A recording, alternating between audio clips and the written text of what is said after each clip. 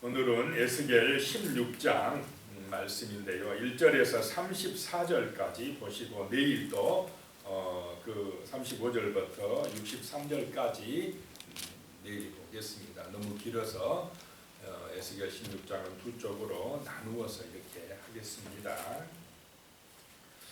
이 에스겔 16장은 예루살렘을 음녀로서 비유하고 있습니다. 하나님께서 예루살렘을 정말 사랑하셔서 정성으로 길렀는데 이 예루살렘이 하나님을 배역하고 우상을 숭배하고 세상으로 나갔다라고 하는 그런 말씀을 하고 있습니다. 1절에요. 또 여호와의 말씀이 내게 임하여 이르시되 그랬습니다. 하나님의 말씀이 에스겔 선지자에게 임하셨다라고 하는 것입니다. 오늘 밤에 우리에게 하나님의 말씀이 들려주시기 바랍니다. 그 말씀이 임해야 하나님의 말씀이 우리의 삶에 빛이 되고 가치관이 되고 능력이 되고 세상을 이길 힘이 되는 것입니다. 2절에요. 인자야 예루살렘으로 그 가증한 일을 알게 하여 그랬습니다.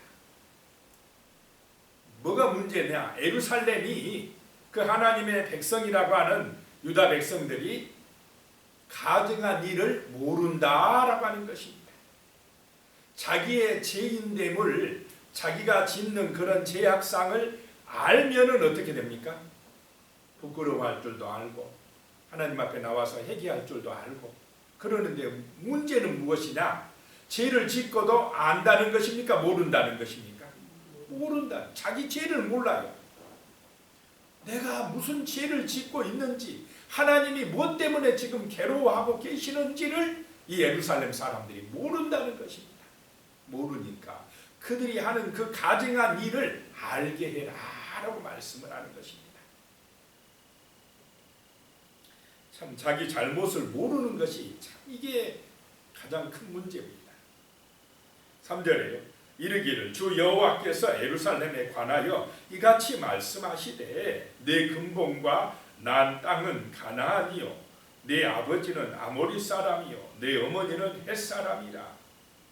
4절에요. 내가 난 것을 말하건대 내가 날 때에 내 배꼽줄을 자르지 아니하였고 너로 물로 씻어 정결하게 하지 아니하였고 내게 소금을 뿌리지 아니하였고 너를 강보로 싸지도 아니하였나니. 이 예루살렘이 시작될 때 참 불쌍했다는 것입니다. 버려진 아이와 같았다라고 하는 것입니다. 하나님께서 이 예루살렘의 시작을 알고 있다는 것입니다. 처음에 날 때에 배꼽줄도 자르지 않았다. 물로 씻어가지고 이렇게 목욕도 안 시켰다. 강보로 싸지도 아니하였고 5절에 보니까요. 아무도 너를 돌보아 이 중에 한 가지라도 내게 행하여 너를 불쌍히 여긴 자가 없었으므로 내가 나던 날에 내 몸이 천하게 여겨져 내가 들에 버려졌느니라. 사생자였다라고 하는 것입니다. 누가 돌봐주지를 않아가지고 배꼽줄도 안 끄는 상태에서 강보에 쌓이지도 않고 들에 어떤 상태라고요? 버려진 상태. 그렇게 불쌍한 신세가 바로 너 예루살렘이었다라고 하는 것입니다. 6절에요. 내가 내 곁으로 지나갈 때에 내가 피투성이가 되어 발짓하는 것을 보고 내게 이르기를 너는 피투성이라도 살아있으라. 다시 이르기를 너는 피투성이라도 살아있으라 하고 그랬습니다. 그 예루살렘은 이 유다 민족의 시작은 이렇게 사생아처럼 버려져서 피투성이가 된 채 들에 버려져 있는데 하나님께서 지나가시다가 너무 안 돼서 불쌍해서 거두었다 이 말입니다. 하나님이 입양했다라고 하는 것입니다. 그래서 하나님이 이 이스라엘 민족을 선택하신 것은 그들이 뛰어나고 잘났기 때문입니까? 불쌍하고 가련했기 때문입니까? 가장 불쌍하고 안 됐고 이렇게 피투성이같이 버려진 그 아이 같아서 너무너무 불쌍해서 하나님이 이 유대 민족을 선택해서 길러주셨다라고 하는 말씀입니다. 은혜를 주셨다라고 하는 것입니다. 7절이에요. 내가 너를 들의 풀같이 많게 하였더니 내가 크게 자라고 심히 아름답고 유방이 뚜렷하고 내 머리털이 자랐으니 내가 여전히 벌거벗은 알몸이더라. 하나님이 그 버려진 아이를 한 여자의 인생에 지금 예루살렘을 비유하고 있습니다. 그 아이를 불쌍해서 잘 길렀다는 것입니다. 8절이요. 내가 내 곁으로 지나며 보니 내 때가 사랑할 만한 때라. 내 옷으로 너를 덮어 벌거벗은 것을 가리고 내게 맹세하고 언약하여 너를 내게 속하게 하였느니라. 나 주 여호와의 말이니라. 하나님께서 결혼할 나이까지 곱게 잘 길러주셨다라고 하는 것입니다. 내 딸로 삼아주셨다라고 하는 것입니다. 9절이에요. 그래서 내가 물로 내 피를 씻어 없애고 내게 기름을 바르고, 그 옛날에 피토성이 다 씻어내고 몸에 기름을 바르고, 10절에 수놓은 옷을 입히고 물돼지 가죽신을 신기고 가는 배로 두르고 머시로 덧입히고 좋은 옷을 입히고, 물돼지는 이게 뭐 해달이라고도 하고 또 뭐 돌고래나 물개로 보기도 합니다. 그 가죽으로 신발 만들어서 신기고, 얼마나 정성으로 또 그렇게 입히고 가꾸게 합니까? 11절에요. 폐물을 채우고 팔고리를 손목에 끼우고 목걸이를 목에 걸게 하고 귀한 딸로 삼아주셨다는 것입니다. 12절에 코걸이를 코에 달고 귀걸이를 귀에 달고 화려한 왕관을 머리에 씌웠나니, 왕비처럼 왕후처럼 그렇게 하나님께서 축복해 주셨다라고 하는 것입니다. 어디를 그랬다는 것입니까? 예루살렘을 이렇게 귀하게 하나님이 축복해 주셨다는 것입니다. 13절에 이와 같이 내가 금 은으로 장식하고 가는 배와 모시와 수놓은 것을 입으며 또 고운 밀가루와 꿀과 기름을 먹음으로 극히 곱고 형통하여 왕후의 지위에 올랐느니라 라고 말씀합니다. 하나님께서 그 버려진 아이를 데려다가 잘 길러서 왕후의 자리까지 세상 사람들이 부러워하게끔 그렇게 은혜를 주시고 복을 내려주셨다는 것입니다. 14절에 내 화려함으로 말미암아 내 명성이 이방인 중에 퍼졌음은 내가 내게 입힌 영화로 내 화려함이 온전함이라. 나 주 여호와의 말이니라. 하나님께서 이 예루살렘을, 이 유대 민족을 복을 내려주셔가지고 그렇게 멋지고 화려하고 명성 있게 해주셨다라고 하는 것입니다. 실제로 솔로몬 때 굉장히 이 예루살렘이 유명했습니까? 안 했습니까? 주변 모든 족속들이 부러워하는 그런 은혜와 복을 받아 누렸다라고 하는 것입니다. 자, 여기까지는 정말 하나님이 예루살렘을 돌보시고 잘 길러주신 것에 대한 그 은혜에 대한 이야기입니다. 그런데 이제 15절부터 34절까지는 이 예루살렘이 하나님의 그 사랑과 은혜를 어떻게 했다는 것입니까? 배반하고 음녀로 가는 길을 택했다라고 하는 것입니다. 하나님을 버리고 하나님 아버지를 버리고 다른 아버지를 찾아갔다는 것입니다. 15절에 보니까요. 그러나 내가 내 화려함을 믿고 내 명성을 가지고 행음하되 지나가는 모든 자와 더불어 음란을 많이 행함으로 내 몸이 그들의 것이 되도다. 내 몸이 우상의 것이 되고 말았다라고 하는 것입니다. 뭘 믿고 그렇게 되버렸다는 것입니까? 자기의 화려함을, 자기의 명성을 믿고. 자, 예루살렘은 자기의 화려함이나 자기의 명성을 자랑해야 됩니까? 여호와를 자랑해야 됩니까?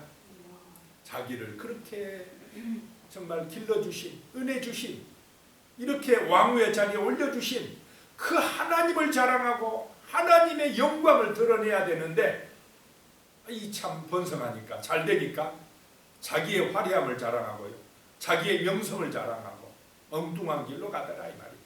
세상의 길로 가더라라고 하는 것입니다. 이런 면을 조심해야 될 줄로 믿습니다. 우리가 잘 될 때, 형통할 때, 돈이 좀 많아질 때, 세상에서 출세하고 성공했다고 생각할 때에 사람들은요 변질되기가 쉽다 이 말입니다. 쾌락을 추구하고 자기만을 위해서 세상 영광을 추구하는 그런 길로 유혹당하기가 쉽다라고 하는 것을 이 예루살렘을 통해서 우리는 깨달아야 될 줄로 믿습니다. 16절에 보니까 내가 내 의복을 가지고 너를 위하여 각색으로 산당을 꾸미고 거기에서 행음하였나니 이런 일은 전무후무하니라. 세상에 이런 일이 없었다라고 하는 것입니다. 17절에요. 내가 준 금은 장식품으로 너를 위하여 남자 우상을 만들어 행음하며. 자, 그 은과 금이 누가 주셨다는 것입니까? 하나님이 주신 그거 가지고 우상을 만들어서, 남자 우상을 만들어서 거기 가서 행음했다라고 하는 것입니다. 그 우상을 섬겼다라고 하는 것입니다. 하나님 앞에 예배 드려야 되는데 예배는 드리기 싫어하고요, 그 우상 앞에 가가고 절하고 거기에 빠져 들어갔다는 것입니다. 자기를 위해서 우상을 만들었다는 것입니다. 사람들이 어렵고 힘들 때는 하나님 찾다가 막 번성하고 잘 되면은 그 돈 가지고 그 재물 가지고 자기를 위해서 어디 따라가는 경우들이 발생을 합니까? 세상에 뭐 즐길 거 없나? 세상에 어디에 줄을 서면 어디 가면 더 내가 부자 되고 더 유명해지지 않을까? 이런 식으로 타락해져 갔다는 것입니다. 18절에 또 내 수놓은 옷을 그 우상에게 입히고 나의 기름과 향을 그 앞에 베풀며. 19절에 또 내가 내게 주어 먹게 한 내 음식물 곧 고운 밀가루와 기름과 꿀을 내가 그 앞에 그 우상 앞에 베풀어 향기를 삼았나니 과연 그렇게 하였느니라. 주 여호와의 말씀이니라. 그리고는 또 20절에 보면요, 또 내가 나를 위하여 낳은 내 자녀들을 그들에게 데리고 가서 드려 제물로 삼아 불살랐느니라. 내가 내 음행을 작은 일로 여겨서 21절에요 나의 자녀들을 죽여 우상에게 넘겨 불 가운데로 지나가게 하였느냐라고 말씀합니다. 자, 자녀를 낳았으면 그 자녀가 누구를 위한 자녀여야 된다는 것입니까?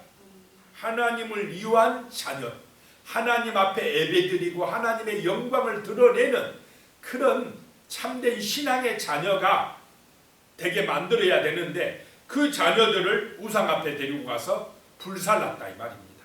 우상 앞에 제물로 바쳤다는 것입니다. 왜 자녀를, 자기 아들을 우상 앞에 가서 제물로 바쳤겠습니까? 그렇게 하니까요, 그렇게 하면은 자기가 오래 살고 복 받고 자기가 더 유명해지고 더 화려해지고 더 잘 된다니까 거기에 빠져들어갑니다. 자식까지 팔아먹어버려요. 자기 욕심 때문에, 자기 자랑하려고. 이게 타락한 세상의 문화입니다. 사람이 욕심에 빠지면요, 자기 우상에 빠지면 자식도 안 보여요. 이 욕심이 그렇게 끝이 없습니다.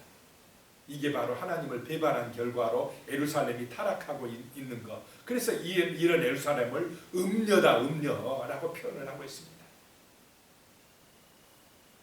22절을 보니까 내가 어렸을 때 벌거벗은 몸이었으며 피투성이가 되어 발짓하는 것을 기억하지 아니하고 내가 모든 가증한 일과 음란한 일을 행하였느니라.